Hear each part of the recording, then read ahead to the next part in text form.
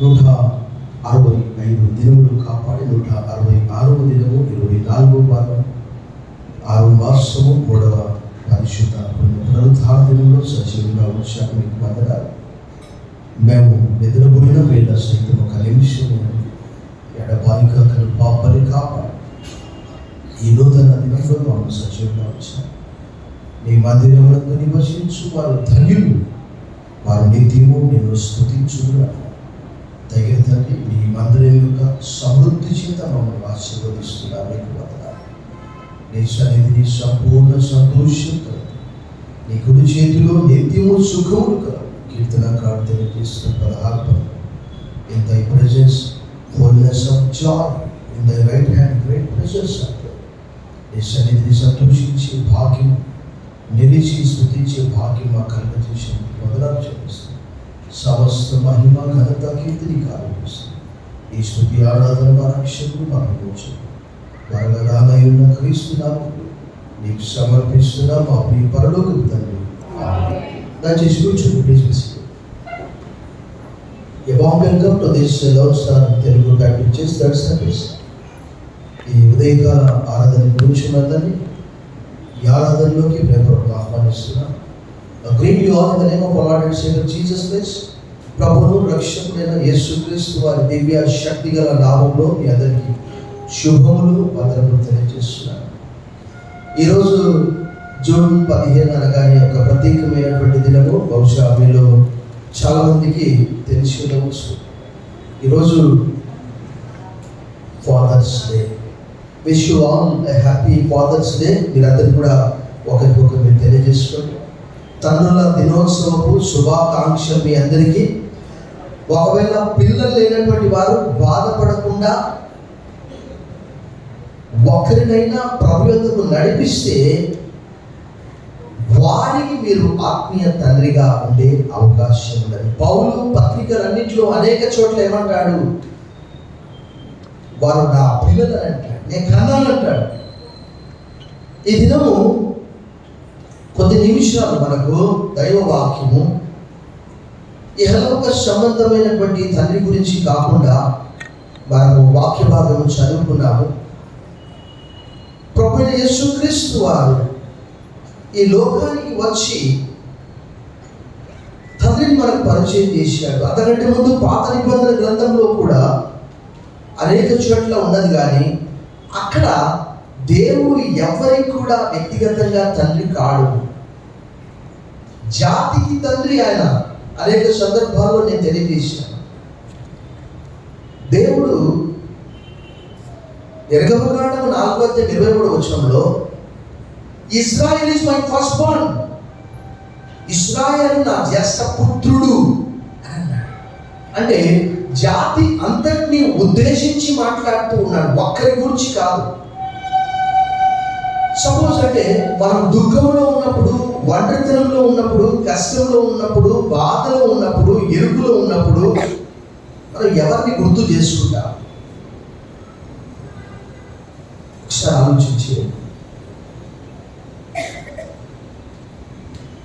ఒంటరితనము, బాధ, అవమానము, దుఃఖము కలిగింది ఎవరిని గుర్తు చేసుకుంటారా? దేవుణ్ణి తప్పకుండా జ్ఞాపకం చేసుకుంటారు. ఎందుకంటే కీర్తనాకారుడు నేను ఒక పిలుపు వాక్యం చదివాను. మరి ఎంతమంది గమనించారో లేదు నాకైతే తెలియదు. 27వ కీర్తన 10వ వచనం చదివాను. ఎవరికైనా జ్ఞాపకం ఉందా? 27:10 అనగానే దావీదు ఏమంటాడు? నా తల్లిదండ్రులు నన్ను విడిచిన యెహోవా నన్ను, my father and my mother may forsake మీ.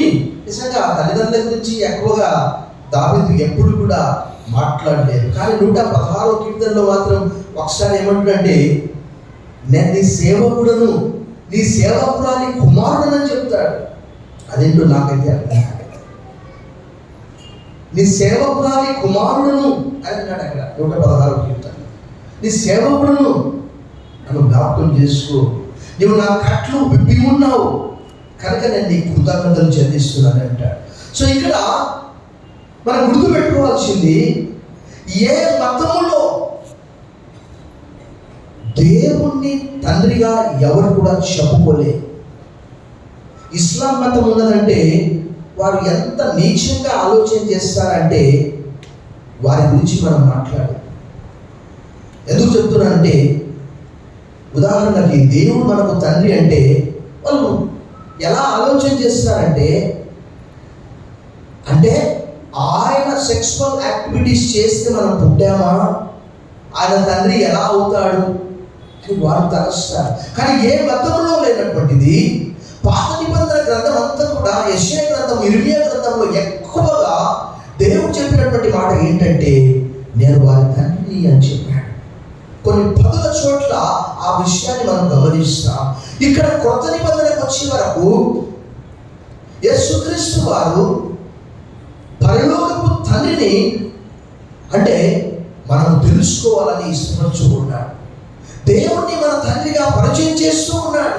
అందుకే చూడండి, మనం చదువుకున్నటువంటి ఆ లేఖన భాగంలో knowing God as our father, దేవుణ్ణి మన తండ్రిగా ఎరగడం అంటే ప్రభు ఎలా పరిచయం చేస్తున్నాడు చూడండి. మత్తయి సువార్త 6వ అధ్యాయంలో ప్రభు నేర్పించినటువంటి ఆ ప్రార్థనలో 7వ వచనంలో, మరియు మీరు ప్రార్థన చేయనప్పుడు అన్యజనుల వలె వ్యర్థమైన మాటలు వర్షింపవద్దు, విస్తరించి మాటలాడటం వలన తమ మన వినపడ్డని వారు తలంచున్నారు. మీరు వారి వలె ఉండకుడి, మీరు మీ తండ్రిని అడగక మునుపే మీకు అక్కరగా ఉన్నవేమో ఆయనకు. ఇక్కడ తండ్రిని పరిచయం చేస్తూ, ఈ లోకంలో ఎన్నో మతాలు ఉండవచ్చు, ఎంతో మంది దేవుళ్ళు దేవతలను చెప్పవచ్చు, కానీ ఇక్కడ దేవుణ్ణి మన తండ్రిగా మనము ఎరుగుట మాత్రమే కాదు, మనము ఆయనతో సంభాషించే ఒక గొప్ప ఆధిక్యత, ఒక గొప్ప అవకాశం ఇక్కడ ఎంత చక్కగా రాయబడిందో చూడండి. ఆ 6వ అధ్యాయము 6వ వచనంలో కూడా చూడండి, నువ్వు ప్రార్థన చేయనప్పుడు నీ గదిలోనికి వెళ్ళి తలుపు వేసి ఎవరికట ఎన్నిసార్లు రాయబడచ్చు. అది మనకు కనిపించదు. God cannot be everywhere. ఈరోజు ఎన్ని వార్తలు వినకూడదో, ఎన్ని వార్తలు చూడకూడదో అలాంటివి చూస్తూ ఉంటారు. మరి ఈ లోక సంబంధమైనటువంటి తండ్రులు, తల్లి అయినా తండ్రి అయినా ఎలా ఉన్నారు ఈ కాలంలో అంటే, భర్త కోపం వచ్చినా భార్య మీద, పిల్లల మీద చూపిస్తున్నాడు. భార్యకు భర్త మీద కోపం వచ్చినా ఎవరి మీద చూపిస్తుంది? ఎంత దారుణం అండి. వారికి ఆ హక్కు ఎక్కడిది? ఇక అమెరికా దేశం అయితే చెప్పాల్సిన అవసరం లేదు. రీసెంట్గా 2 రోజుల క్రితం చదివినటువంటి వార్తల్లో చాలా మంది అనుకుంటారు, మాకు పిల్లలే వద్దు, వారు పెరిగి పెద్దవారై గొప్పవారయ్యే వరకు చాలా ఇంత డబ్బు ఖర్చు అవుతుంది, మాకు వద్దు, మేమే తిని తాగి చచ్చిపోతాం. జనాభా తగ్గిపోతుంది అంట, పిల్లల్ని కనట్లేదు ఎవరు. చాలా మంది ఇప్పుడు అలాగే అనుకుంటున్నారు. ఆడపిల్ల అయితే భారం, వివాహం చేయాలి, 20 లక్షలు కావాలి, 30 లక్షలు కావాలి. మగ పిల్లవాడు అయితే ట్రయంఫ్ బైక్ కావాలి daddy, Harley Davidson motor bike కావాలి డాడీ. ఎందుకు? పోయి ఆ పిల్లలు కొట్టుకొని చావడానిక? ఈ మధ్యలో వార్తాపత్రికల్లో చదివారు, BMW కారు కొనివ్వలేదని చెప్పి కొడుకు ఏం చేశాడు? చనిపోయాడు. తండ్రి, అంత పెద్ద కారు కొనలేము నాన్న, ఒక స్విఫ్ట్ డిజైర్ మామూలు ఒక 10 లక్షల కారు, ఒక 8 లక్షల కారు అంటే no no no, I want only BMW. కానీ దేవుని వాక్యములో మనం జాగ్రత్తగా చదివినప్పుడు ఏ మతంలో కూడా దేవుడు మనకు తండ్రిగా లేడు. యేసు ప్రభువు చాలా క్లియర్గా చెప్తున్నాడు, మీరు మీ తండ్రికి ప్రార్థన చేయండి. చూడండి 6వ అధ్యాయంలో చూడండి, అక్కడ 6వ అధ్యాయము 17వ వచనం చూడండి. అక్కడ ఉపవాసము చేయుచున్నట్టు మనుషులకు కనబడవలని కాక రహస్యమందున నీ తండ్రికే కనబడవలని నీవు ఉపవాసం చేయనప్పుడు నీ తల అంటుకొని నీ ముఖం కడుకోను, అప్పుడు రహస్యమందు చూచున్న నీ తల్లి నీకు ప్రతిఫలమిచ్చును. ఈ లోక సంబంధమైనటువంటి తల్లిదండ్రులు మనం అడిగినప్పుడు ఒకవేళ వాళ్ళు ఇవ్వలేకపోవచ్చు. అందుకేనేమో యేసు ప్రభువు పరలోకమందున్న తండ్రిని మనకు పరిచయం చేస్తున్నాడు. పరిచయం చేయడం మాత్రమే కాదు, తెలుసుకోవాలని చెప్తూ ఉన్నాడు. ఈ ధన్యతలో అనేక చోట్ల మన ఉదాహరణకి 7వ అధ్యాయంలో చూస్తాం. చూడండి, అక్కడ 7వ అధ్యాయంలో చూస్తే అక్కడ ప్రభు 7వ అధ్యాయము 22వ వచనంలో చూడండి, ప్రభా ప్రభా నన్ను పిలుచు ప్రతివాడు పరలోక రాజ్యంలో ప్రవేశింపడు కానీ పరలోకమందున నా తండ్రి చిత్త ప్రకారం చేయవాడే. ఆయన చిత్తం ఏంటి ఎప్పుడైనా గ్రహించారా? ఆయన మంచివారి మీద, చెడ్డవారి మీద, నీతిమంతుల మీద, అనీతిమంతుల మీద వర్షం కురిపిస్తున్నాడు, సూర్యుడు దయింపజేస్తున్నాడు. మనమైతే ఏదైనా ఇవ్వాల్సి వచ్చినప్పుడు మొట్టమొదటిగా మన కుటుంబ సభ్యులు, దూరం బంధువులని కలుపుకుంటాం. ఇంకా అందరూ మా వాళ్ళే, మా రిలేటివ్సే. ఇంకెందుకు ఇంకా మరి మేమెవరు? మేము కూడా మీ రిలేటివ్స్నే కదా. ప్రతి ఒక్కరు అందరూ మా రిలేటివ్సే. మీరు blood is thicker than water. నీటి కంటే రక్తం ఎంతో చిక్కగా ఉంటుంది. మనమందరము క్రీస్తులో సహోదర సహోదరులుగా. బిగ్గరగా చప్పట్లు కొట్టి ప్రభువును భయపరచాలి. ఆ పరలోకపు తండ్రి ఎలాంటి వాడు? 5వ అధ్యాయము 45వ వచనంలో యేసుక్రీస్తు వారు చెప్తున్నారు. చూడండి, మీ పరలోకపు తండ్రి పరిపూర్ణుడు కనుక మీరు పరిపూర్ణులుగా. As your heavenly Father is perfect, you also must be perfect. ఆయన మనందరినీ కూడా యేసు ప్రభు ద్వారా కుమారులుగా, కుమార్తెలుగా స్వీకరిస్తూ ఉన్నాడు. యేసు ప్రభు వారు వచ్చి తండ్రిని మనకు పరిచయం చేశాడు. తండ్రిని మనం తెలుసుకుంటున్నాం. దేవుని వాక్యంలో రాయబడ్డది. ఎవరు కూడా ఎప్పుడు కూడా దేవుని వాక్య ప్రకారం తండ్రిని చూడలేదు. తండ్రి అంటే దేవుడు. ఎవరు బయలుపరిచారట? తండ్రి రొమ్మునందున్న అద్వితీయ కుమారుడే ఆయనను బయలుపరిచారు. చాలా సందర్భాల్లో చెప్పాను. నేను 14వ అధ్యాయం యోహాను సువార్త 9వ వచనంలో ఫిలిప్ ఏమన్నాడు? ప్రభువా మాకు తండ్రిని మాత్రము అంతే చాలు.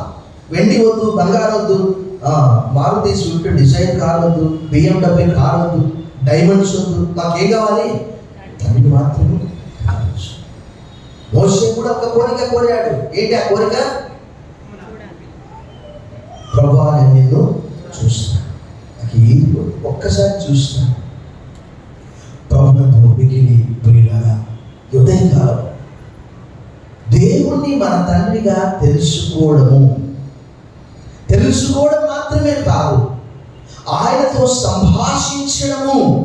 దేవుని వాక్యంలో రాయబడిన అనేక చోట్ల ఆయనతో మాట్లాడము, యేసుక్రీస్తు ద్వారా ఆయనకు విజ్ఞాపన చేయడం, ఆయనతో విన్నవించడం. పత్రికలన్నింటిలో పౌలు గారు అనేక చోట్ల చెప్తాడు. ఒక లేఖన భాగం మనం చూసాం. కొరింథీయులకు రాసిన మొదటి పత్రికలో పౌలు 4వ అధ్యాయంలో చాలా చక్కగా చెప్తాడు.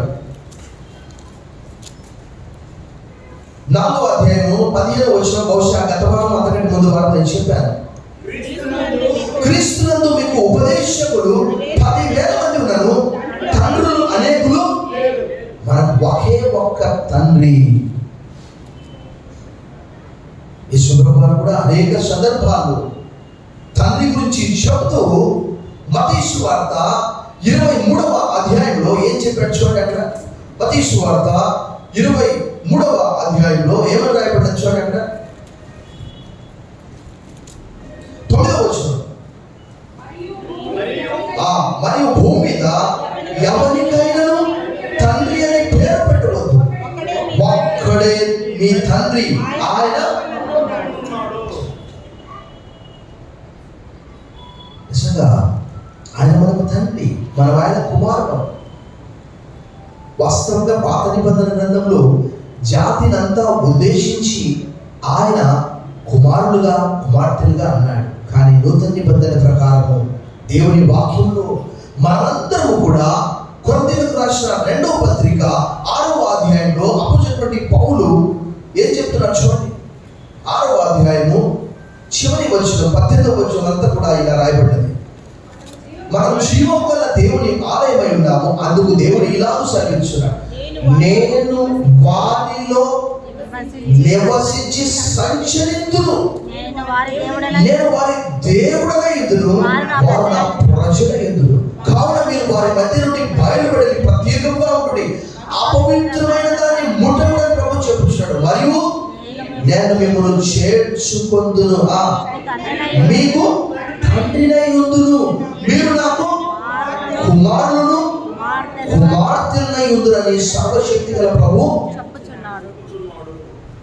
చాలా మంది అనుకుంటారు కుమారులేనా అంటే, ఎస్, కుమారులు మాత్రమే కాదు, మీరందరూ కూడా కుమార్తెలుగా పిలువబడుచున్నారు. దైవవాక్యం తెలియజేస్తున్నారు. తను ఎందరు అంగీకరించో వారికి అందరికీ, అనగా తన నామమందు విశ్వాసం ఉంచిన వారికి ఏమై అధికారం ఇచ్చాడు?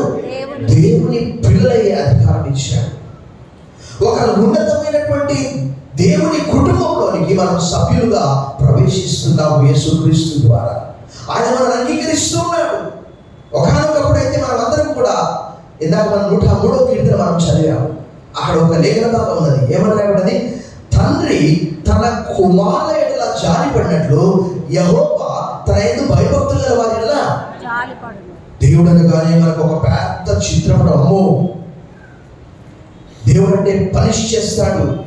గాడ్ ఇస్ ఎ రాత్ఫుల్ గాడ్, అవసరం గాడ్. అమ్మో, అదే దేవుడు యేసుక్రీస్తు ద్వారా ఈ లోకానికి వచ్చి ఆయన ద్వారా మనందరినీ ప్రేమించి యోహాను సువార్త 3:16 ప్రకారం, for God so loved the world that he gave his only begotten son, whoever believes in him shall not perish but may have eternal life. దేవుడు లోకమును ఎంతో ప్రేమించాడు, కాగా తన అద్వితీయ కుమారునిగా పుట్టెవలెను విశ్వాసముంచు ప్రతివాడు not to perish हलक ना हो बल्कि हमेशा की जिंदगी पाए. మనమందరం నశించడం ఆరక్షితం కాదు. మనలో ప్రతి ఒక్కరు కూడా కుమారుని యందు విశ్వాసముంచు వాడే నిత్య జీవము గలవాడు. దేవుడు ఆ నిత్య జీవాన్ని యోహాను రాసిన 1వ పత్రిక 5:12 రాయబడ్డ ప్రకారం ఆయనలో ఉంచాడు. ఆ నిత్య జీవాన్ని మనం ఆయన అంగీకరిస్తే నిత్య జీవాన్ని అంగీకరించినట్లే. సో ఆయన మనల్ని ప్రేమిస్తున్నాడు. మనం ఆయన తెలుసుకోవాలి, ఆయనతో కమ్యూనికేషన్ చేయాలి. మనందరికీ తెలుసు, ఈ కాలంలో వాస్తవంగా మనందరికీ తెలుసు ఎలాంటి యుగంలో ఉంటున్నాము. తల్లి కుమారుడితో మాట్లాడట్లేదు, కుమారుడు తల్లితో. కానీ మన పరలోకపు తండ్రి ఎప్పుడు కూడా మనం మాట్లాడాలి కానీ, మనం ప్రార్థించాలి కానీ ఆయన వినడానికి సిద్ధంగా ఉన్నాడు. ఆయన షరతులు లేనటువంటి ప్రేమతో, మనందరికీ తెలుసు, ఇందాక మనం చెప్పుకున్నాము, ఒక కారు కావాలి, ఒక మోటార్ సైకిల్ కావాలి, ఒక నూతన వస్త్రం కావాలి. కానీ తండ్రి కొన్నిసార్లు అవి ఇవ్వకపోవచ్చు. కానీ దేవుని వాక్యంలో యేసుప్రభువు ఏం చెప్పారు చూడండి. మత్తయి సువార్త 7వ అధ్యాయం 9-10 వచనాలు చూడండి. Gospel according to Saint Matthew chapter 7 verse 9 and 10. మీలో ఏ మనుషుడైనను తన కుమారుడు తనను రొట్టెలు అడిగిన యెడల వారికి చేపలు అడిగిన యెడల మీరు చెడ్డవారై ఉండి మీ పిల్లలకు మంచి ఈవులని ఉండగా పరలోకమందున్న మీ తండ్రి తను అడుగు వారికి ఏంటంట ఎంతో నిశ్చయంగా మంచి ఈవులని ఇచ్చును. అంటే ఉదాహరణకు చెప్తాను. నేను రక్షించబడ్డ తర్వాత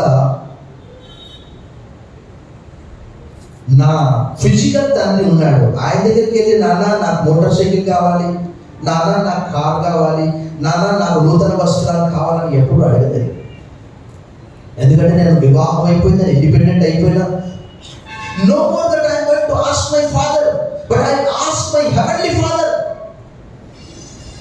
నా పరలోకపు తండ్రిని నేను అడుగుతాను, ప్రభా నాకు ఇది కావాలి, నాకు ఆరోగ్యం కావాలి, నాకు ఒక చిన్న వాహనం కావాలి, నాకు ఒక చిన్న 4 చక్రాల వాహనం కావాలి. దేవుని వాక్యంలో యేసుప్రభువు అంటాడు, ఎవరైనా మీ కుమారుడు రొట్టె అడిగితే రాయిస్తాడా? ఇంకేమంటాడు? చేపలు అడిగితే పాపం ఇస్తాడా? అలా ఇస్తే ఏమనుకుంటారు వాళ్ళు? ఎందుకు అలా అన్నాడు యేసుప్రభువు అంటే, రొట్టె రాయి ఒకేలా ఉంటాయి, రొట్టె మాడిపోతే అట్లే ఉంటుంది. ప్రభునందు మిక్కిలి ప్రియులారా, ఈ పరలోకపు తండ్రి పాత నిబంధన గ్రంథంలో జాతి అంతటికి తండ్రిగా ఉన్నాడు, కానీ నూతన నిబంధన గ్రంథంలో మనందరికీ ఆయన వ్యక్తిగతమైన తండ్రి. ప్రభువును మనం మహిమపరుస్తాం చప్పట్ల ద్వారా బిగ్గరగా. చూడండి, ఒక మనిషి యాకోబు పత్రికలో, యాకోబు పత్రిక 1వ అధ్యాయం నేను ఎప్పుడు చెప్తూ ఉంటాను. యాకోబు పత్రిక 1వ అధ్యాయం 17వ వచనం, శ్రేష్టమైన ప్రతి ఈవియు సంపూర్ణమైన ప్రతి వరమును పర సంబంధమైనదై జ్యోతిర్మయుడకు తల్లిదండ్రునికి వచ్చును.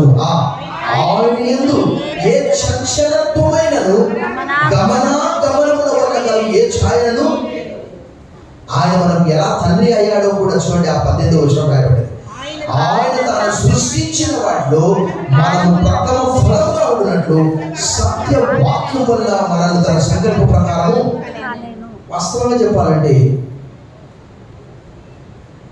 నీ నా వంశావళి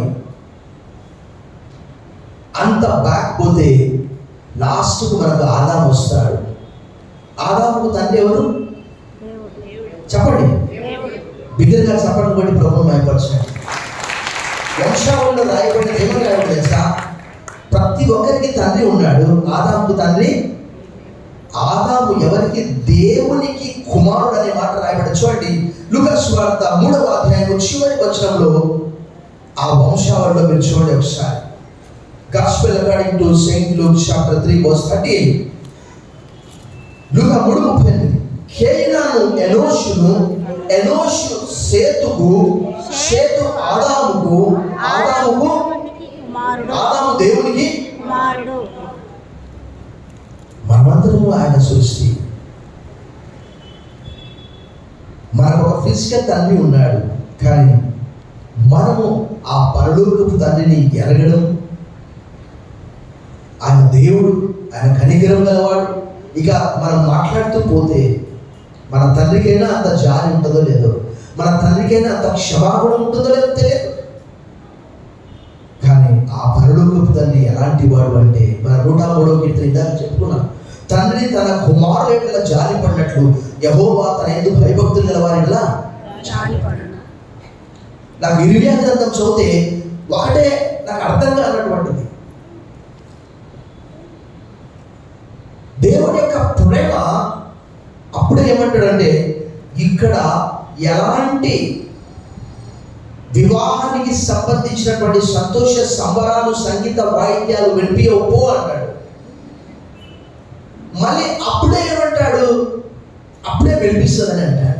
నాకు అర్థం కాదు ఏంటంటే, I have love you with an ever lasting love, శాశ్వతమైన ప్రేమ చేత నేను ప్రేమించున్నాను కనుక విడువక నీడలా. కారణం ఏంటంటే, ఇశ్రాయేలీల దేవుడు ఏర్పరచుకున్నాడు, వారిని ప్రేమించాడు, వారు ఎన్నోసార్లు తొలగిపోయారు, దేవుని కోపం పుట్టించారు. దేవుడు అనేక సందర్భాలు అన్నాడు. ఇప్పుడు నేను ఇర్మియా గ్రంథం రాస్తూ ఉన్నాను. దేవుడు అన్నాడు, నీ బాల్యం నుండి నా మాట వినకపోవడమే నీకు ఇష్టం కదా, పెడచెవిన పెడుతున్నావు. అయినప్పటికీ కూడా దేవుడు వారి పట్ల ఒక ప్రత్యేకమైనటువంటి ప్రేమ నిర్గమకాండం నుంచి అంటూ ఉన్నాడు.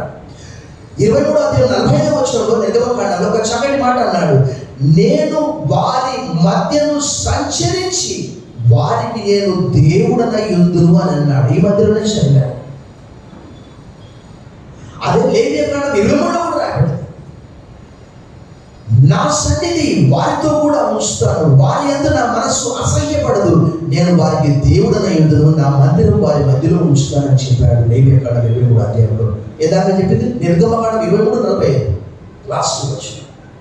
ప్రభునందు మిక్కిలి ప్రియులారా, ఆ గొప్ప దేవుడు కొన్నిసార్లు దేవుని వాక్యంలో రాయబడింది. ప్రకటన 3వ అధ్యాయం 19వ వచనంలో, ప్రభువు తను ప్రేమించు వారందరినీ కూడా గద్దిస్తాడట, డిసిప్లిన్లో ఉంచాలి. తప్పిపోతూ ఉన్నప్పుడు ఆయన అన్కండిషనల్ గా, ఇందాక మనం చెప్పుకున్న రీతిగా, ఈ లోక సంబంధమైన తండ్రి నీవు ఈ పని చేస్తే నీకు ఇది ఇస్తాను, ఈ పని చేస్తే నీకు ఇది ఇస్తాను, ఇది పూర్తి చేయాలి. కానీ ప్రభు అలా కాదు. ఒకసారి చూడండి, మనం హెబ్రీయులకు రాసిన పత్రిక 12వ అధ్యాయంలో పౌలు ఏం తెలియజేస్తున్నాడు చూడండి. Letter of Paul to the Hebrew chapter ritual.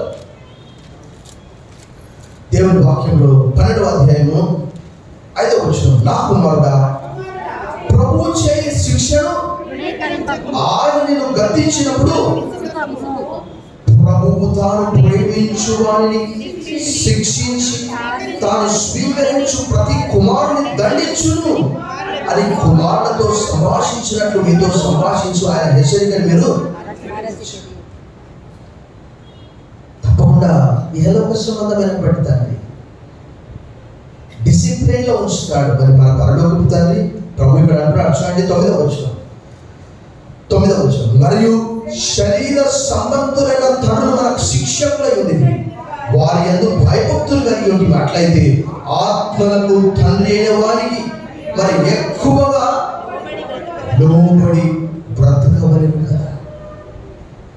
నిజంగా మనము ఆ పరలోకపు తండ్రి మాట మనం వింటున్నామా?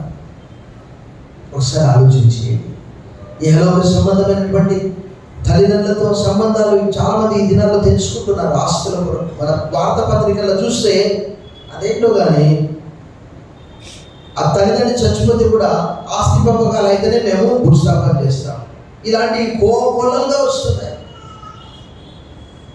కానీ బైబిల్ తెలియజేస్తున్నది, నీకు మేలు కలుగునట్లు, నీవు దీర్ఘాయుష్మంతులవునట్లు నీ తల్లిని సన్మానించుకో. వారి వృద్ధాప్యం వారిని నిర్లక్ష్యం చేయదు. ఈరోజు ఎంతమంది ఈ దైవ వాక్యాన్ని అనుసరించి, ఒక ఆయన అంటాడు వద్దులే ఇంకా చెప్పాలంటే చాలా.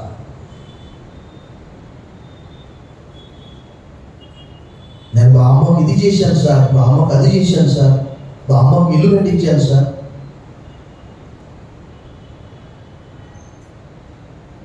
ఆ 4 గోడల మధ్యలో ఉంచి అందులోనే మొత్తం చేసుకోవాలి. అది ప్రేమ అంటే. నిజంగా ఎంత భయంకరమైనటువంటి పరిస్థితులు మనం ఉంటున్నామంటే ప్రభు చెప్పినటువంటి మాట, పౌలు గారు చెప్పిన మాట ఒకటే, ఏంటి అంటే అక్రమ బిజినెస్ చేత ఆయన అనేకుల ప్రేమ, కానీ ఈ తండ్రి ప్రేమ శాశ్వతమైనటువంటిది. బిగ్గరగా చప్పట్లు కొట్టి ప్రభుత్వం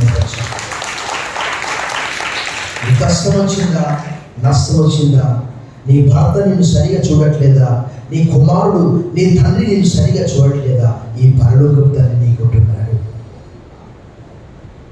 ప్రభుత్వం మీకు ప్రియులారా, ప్రపంచంలో ఏ మత గ్రంథంలో లేనటువంటిది ఈ గ్రంథంలో దేవుడే సాక్షాత్తు మనకు తండ్రిగా ఉన్నాడు. కారణం ఏంటంటే యేసు వారి లోకానికి వచ్చి ఆయన మనకు పరిచయం చేశాడు. శిష్యులు అంటున్నారు, ప్రభా మాకు యోహాను శిష్యులకు ప్రార్థన నేర్పించినట్టు మాకు కూడా ప్రార్థన నేర్పి అంటే ప్రభు ఇలా అన్నాడు, ప్రతిదానికి పరలోకమందున్న మా తండ్రి నీ నామం పరిశుద్ధపరచబడుగాక, నీ రాజ్యం వచ్చునుగాక, నీ చిత్తం పరలోకం వద్ద నెరవేర్చున్నట్టు భూమి మీద నెరవేరుగాక, మాకు కావలసిన అనుదినాహారం నేడు మాకు give us our daily bread, आज की रोटी आज हमें दे.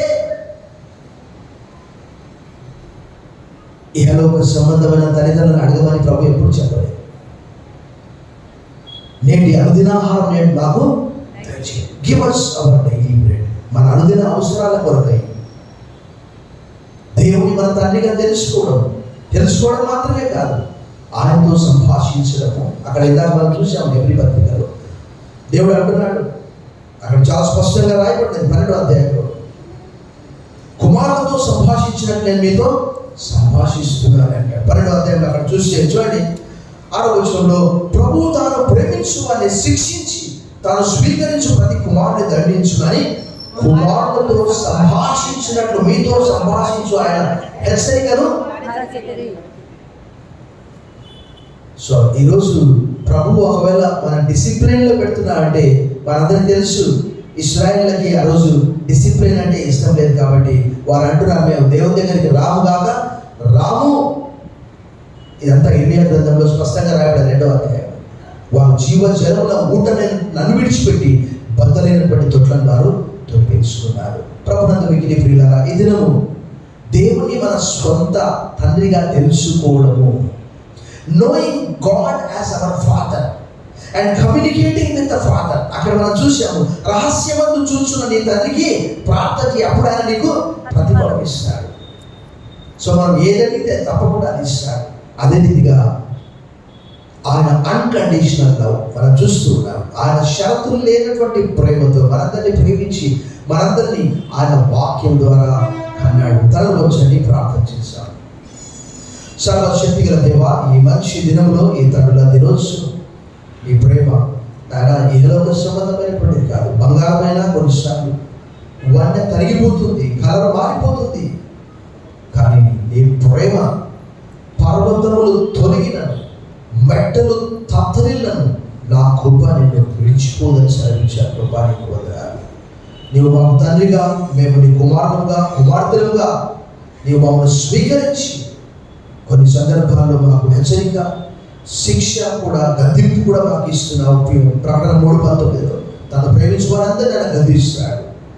ఈ లోకంలో నువ్వు మా తండ్రిగా ఉండి మేము నీతో సన్నిహిత సహవాసము, సంబంధం కలిగి ఉండి మా అక్కరలు, మా అవసరతలు, మా కష్ట నష్ట దుఃఖ వ్యాధి బాధ ఇరుకు ఇబ్బంది చేదు తీపి వెలుగు చీకటి అన్ని సమయాల్లో నీ సన్నిధికి వచ్చినందుకు సహాయం చేయమని నువ్వు మా తండ్రిగా ఉన్నందుకు వదనాలు చెల్లిస్తూ యేసు నామములో ప్రార్థిస్తున్నాం తండ్రి. ఆమేన్.